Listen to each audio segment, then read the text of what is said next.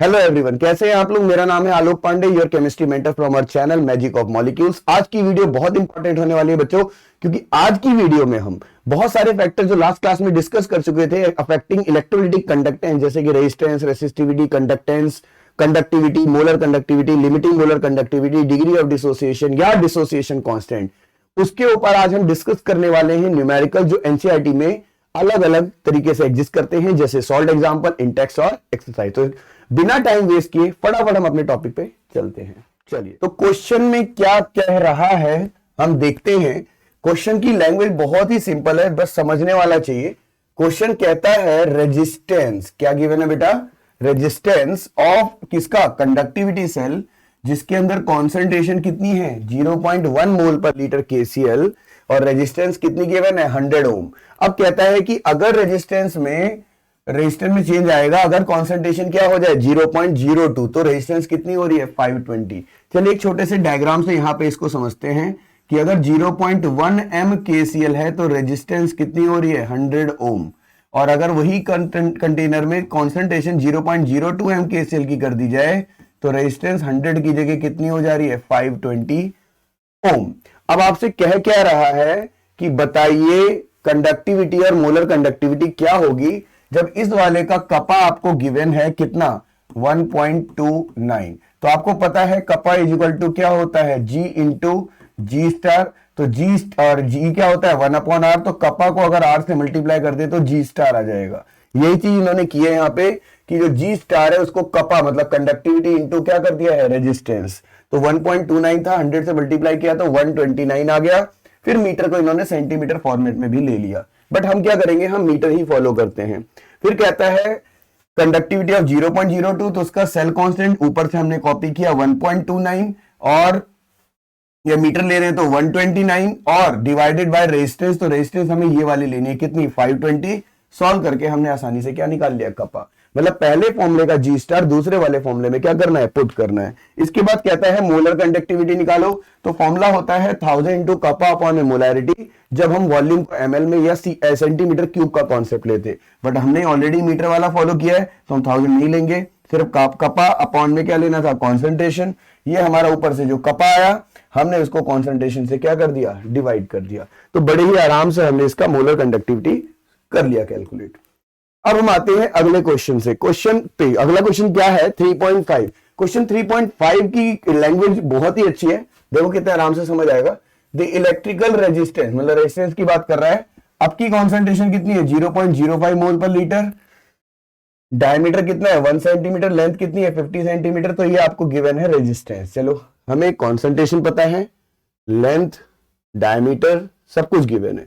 अब आपसे कहता है रेसिस्टिविटी, कंडक्टिविटी और मोलर कंडक्टिविटी निकालो। अब एरिया का फॉर्मूला क्या यूज करोगे पाई आर स्क्वायर, ये पाई है, आर कितना है 0.5 सेंटीमीटर, तो 0.5 सेंटीमीटर जो कैसे निकाला होगा वो आप देख लीजिए। 1 सेंटीमीटर से 2 से डिवाइड किया तो 0.5 का ये क्या हो गया स्क्वायर। सॉल्व करके इन्होंने आसानी से एरिया निकाल लिया। फिर लेंथ 50 सेंटीमीटर थी, उसको हम सेंटीमीटर ही यूज करेंगे, हम ये वाला डेटा यूज करेंगे बेटा, ठीक है सेंटीमीटर वाला। अब R is equal to rho L by A होता है, तो हमने देखो सेंटीमीटर वाला डेटा यूज किया और आसानी से ओम सेंटीमीटर में निकाल दिया। फिर कपा क्या होता है 1/रो, तो हमने इसी को यूज किया और ऐसे निकाल दिया। ठीक है जी, ये आंसर आ गया। देखो हम ऐसा ही सिस्टम नहीं यूज कर रहे हैं, हम सीधे सिस्टम फॉलो कर रहे हैं। अब मोलर कंडक्टिविटी 1000 टू कपा अपॉन में कॉन्सेंट्रेशन वैल्यू पुट की। अब नोटिस करो ये कपा कहां से निकला, ये वाला 1000 ही रह गया और कॉन्सेंट्रेशन क्या है 0.05 मोल पर लीटर, तो आसानी से सॉल्व हो गया। इसके बाद रो क्या होता है आर ए बाई एल, तो आर ए अपॉन में क्या है एल, तो ये सॉल्व करके ओम मीटर में आंसर आ गया। हम चाहे तो इसको सेंटीमीटर में भी फॉलो कर सकते हैं, समझ रहे हैं आप। चलिए फिर इसके बाद कपा इक्वल टू क्या है 1 बाय रो, तो 100 को 87.135 से इन्होंने डिवाइड कर दिया। और लैम्डा एम कैसे निकलता है कपा अपॉन में सी। अब इन्होंने कपा की जो वैल्यू ली है देखिए 1.148 ली है, 1.148। अगर 1.148 ले रहे हैं तो यूनिट क्या है मीटर। अगर ये सेंटीमीटर वाली डेटा को यूज करते ये वाले को, तो इन्हें यहाँ पे किससे मल्टीप्लाई करना पड़ता 1000 से। तो आपको ये समझ में आ गया होगा, एनसीईआरटी का सॉल्व एग्जांपल है तो डायरेक्टली इसको आपको मैंने समझा दिया। अब हम और क्वेश्चन देखते हैं। ये जो आपके सामने ग्राफ है, ये बहुत बारी क्वेश्चन आता है कि मोलर कंडक्टिविटी का वेरिएशन कैसा होता है कॉन्सेंट्रेशन से। तो यहां पे एक साइंटिस्ट आया था, उसके बारे में थोड़ा डिस्कस कर लें। साइंटिस्ट का नाम है हकल और Huckel Debye Onsager equation. ये एक इक्वेशन थी जिसने बताया था कि lambda m is equal to होता है लैम्डा नॉट एम माइनस में ए रूट सी। तो इसका मतलब ये था कि जैसे जैसे कॉन्सेंट्रेशन बढ़ेगी तो मोलर कंडक्टिविटी क्या करेगी, डिक्रीज करेगी। तो इसमें दो तरह के ग्राफ बनते हैं। अगर आप ऐसे ग्राफ बनाएं डिक्रीज करने का, तो आप देख सकते हैं यहाँ पे हमने क्या यूज किया, लैम्डा एम और यहाँ रूट सी। तो ये हमारे लिए क्या है, स्ट्रॉन्ग इलेक्ट्रोलाइट। क्या है ये, स्ट्रॉन्ग इलेक्ट्रोलाइट। वहीं पे जब हम ग्राफ में ऐसे दिखा देते तो ये हमारे लिए क्या है, वीक इलेक्ट्रोलाइट। वीक इलेक्ट्रोलाइट, ठीक है बेटा।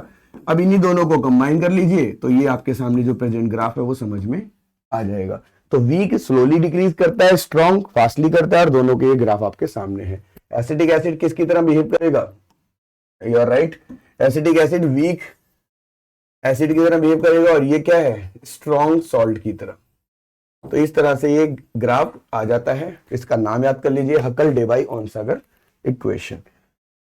अब हम आगे चलते हैं, एक और छोटा सा सॉल्ट एग्जांपल जो कि कोलरास लॉ पे है। कोलरास लॉ क्या होता है, if you remember my dear students, तो कोलरास लॉ एक इंपॉर्टेंट लॉ था जो क्या बताता था कि ड्यूरिंग इनफिनाइट डाइल्यूशन अगर ए बी कोई इलेक्ट्रोलाइट ब्रेक कर रहा है ए प्लस और बी माइनस में, तो lambda naught m of A B will be equal to lambda naught m of A plus plus में लैम्डा नॉट एम ऑफ क्या होगा, बी माइनस। ठीक है, तो इस तरीके से यहां आपके सामने है CaCl2 और MgSO4 की बात हो रही है।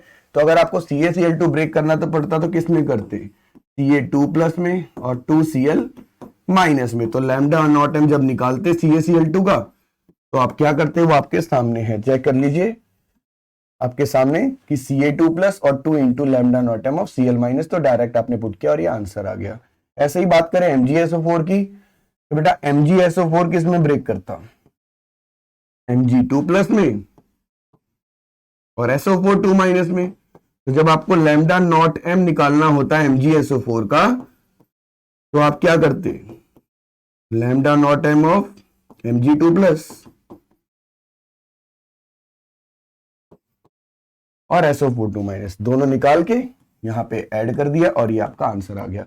तो बड़ा ही आसान टॉपिक है, बड़े ही आसानी से आपको समझ में आ रहा होगा। आगे देखते हैं। आगे एक बड़ा ही बेहतरीन क्वेश्चन कई बार एग्जामों में पूछा गया है। NaCl, HCl और NaAC की आपको लैम्डा नॉट एम गिवन है और HAC पूछ रहा है, तो क्यों ना हम एक क्वेश्चन बना ले। पहले आप क्या करें, NaAC प्लस HCl, ठीक है, गिव्स NaCl प्लस HAC। इसको आप AC को और ओपन करते तो AC मतलब एसीटेट, तो CH3COONA में अगर आप HCl डाल देते बच्चों तो ये बनता NaCl प्लस HAC का मतलब है CH3COOH। ऐसा कर दिया। सबसे पहले NaCl की इंफॉर्मेशन है 126, तो ये दिया हुआ है 126.4। फिर इसके बाद HCl की इंफॉर्मेशन है, तो ये क्या दिया हुआ है 425.9। इसके बाद आपको NaAC की इंफॉर्मेशन है, मतलब आपको दिया हुआ है 91 और आपको निकालना क्या है, HAC। तो आपने यही फॉर्मूला लगाना था कि lambda naught m of NaAC plus lambda naught m of HCl is equal to lambda naught m of NaCl plus lambda naught m of HAC। आगे आपके सामने सॉल्यूशन है ही, सॉल्व कर लेना। Is it clear to everyone, I hope yes. अब हम class को आगे बढ़ाते हैं एक और सॉल्ट एग्जांपल के साथ। सॉल्ट एग्जांपल कहता है द कंडक्टिविटी ऑफ इतने मोल पर लीटर एसिटिक एसिड इतना। चलो कप्पा गिवन है और आपको कॉन्सेंट्रेशन गिवन है। कहता है डिसोसिएशन कांस्टेंट निकालो जब लैम्डा नॉट एम गिवन है। तो आपको सबसे पहले तो लैम्डा एम का फॉर्मूला पता होना चाहिए, 1000 इंटू कप्पा डिवाइडेड बाय क्या लगाएंगे, मोलैरिटी। तो सॉल्व करके आप लैम्डा एम निकालते हैं। लैम्डा नॉट एम आपको पहले से गिवन है कितना, 390.5। फिर अल्फा क्या निकलता, lambda M upon lambda naught m. फिर के कैसे निकलता बेटा, C अल्फा स्क्वायर। ये किया हुआ देखो, इन्होंने 1000 into Kapoor divided by molarity, ये वाला फॉर्मूला लगा के ये सॉल्व कर लिया। फिर alpha lambda M upon lambda naught m, फिर K C alpha square upon 1 minus alpha करके इसको सॉल्व कर लिया। कैलकुलेशन थोड़ी टफ है बट कॉन्सेप्ट आपको समझाना मेरा काम है और आपको समझ में आ भी रहा होगा, ठीक है। नेक्स्ट क्वेश्चन, अब आता है ये question in text question. Question में अब हमें इंफॉर्मेशन क्या क्या गिवन है और हमें क्या क्या वर्कआउट करना है, चलिए देखते हैं। कहता है मोलर कंडक्टिविटी ऑफ इतना, मिथेनोइक एसिड मतलब क्या होता है बेटा, फॉर्मिक एसिड HCOOH, इसका आपको molar conductivity lambda m given है 46.1, ठीक है। Calculate the degree of dissociation and dissociation constant, ठीक है। अल्फा भी निकालने को कह रहा है और केसी भी निकालने को कह रहा है, कोई प्रॉब्लम नहीं है। जब आपको इंफॉर्मेशन में HCOOH को पहले ब्रेक करना सीखो, किसमें ब्रेक करेगा, HCO माइनस और H प्लस में। तो lambda naught m of HCOOH अगर आपको निकालना हो तो lambda naught m of HCOO minus plus lambda naught m of क्या निकाल दो, H प्लस। तो इनकी इंफॉर्मेशन यूज करते हैं। इसकी वैल्यू है 54.6 प्लस इसकी वैल्यू है 349.6, 6 कितना हो गया 12, 1 बचा, 9 4 13, 14 1, 5 4 9 10, तो 10 तो ये हो गया 404.2। तो इतना सॉल्व किया आपने। फिर इसके बाद आप क्या करेंगे, अल्फा निकालेंगे। अल्फा क्या होता है, lambda M upon lambda naught M, 404.2 alpha आ जाता। फिर हम केसी निकालते हैं जो कि क्या होता है, C alpha square upon 1 minus alpha. C की जगह बेटा पुट करते हैं आप 0.025 अल्फा, जहां से निकालते हैं, और 1 माइनस अल्फा। 1 माइनस अल्फा को मोस्टली बच्चे 1 मान लेते हैं और ये न्यूमेरिकल आसानी से आपसे सॉल्व हो जाएगा। चलिए हम आगे देखते हैं। नेक्स्ट क्वेश्चन क्या है, 3.8 कहता है द कंडक्टिविटी ऑफ इतने एम केसीएल जितना, तो कैलकुलेट मोलर कंडक्टिविटी। बच्चों वाला क्वेश्चन 1000 इंटू कपा डिवाइडेड बाय क्या लगाओगे, मोलैरिटी। 1000 क्यों लगाया, क्योंकि वो सेंटीमीटर में गिवन है, तो 1000 इंटू 0.0248 अपॉन में मोलैरिटी कितनी है 0.20। बड़े ही आसानी से आप सॉल्व कर लेंगे, है ना। Simon centimetre square mole inverse इसका क्या आ जाएगा, क्लियर हो रहा है। चलिए अब हम आगे बात करते हैं। Next question 3.9 question, okay. तो क्वेश्चन क्या कह रहा है, the resistance of a cell having इतना 0.001 एम केसीएल है और इसकी रेजिस्टेंस आपको कितनी गिवन है 1500 ओम। अब सेल कांस्टेंट मतलब जी स्टार आपको गिवन है 0.146 इंटू 10 रेज़्ड टू पावर -3। तो कहता है सेल कांस्टेंट क्या होगा, तो ये आपको दिया क्या है, what is cell constant, conductivity. That means यहां पे आपको जो डेटा गिवन है वो क्या है, कंडक्टिविटी मतलब कपा।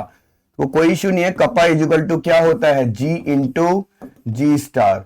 आप लिख सकते हो kappa is equal to 1 upon R into G star.